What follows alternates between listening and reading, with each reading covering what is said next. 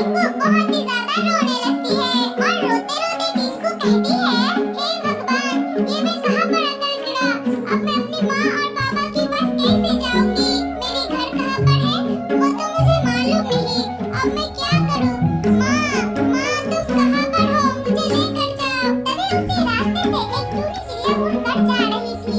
तभी टूनी चिड़िया को रोने की आवाजें सुनाई देती है और रोने की आवाजें सुनकर टूनी चिड़िया नीचे आ जाती है और आकर देखती है एक छोटी सी चिड़िया रो रही है। उस छोटी सी चिड़िया को रोते हुए देखकर टूनी को बहुत ही ज्यादा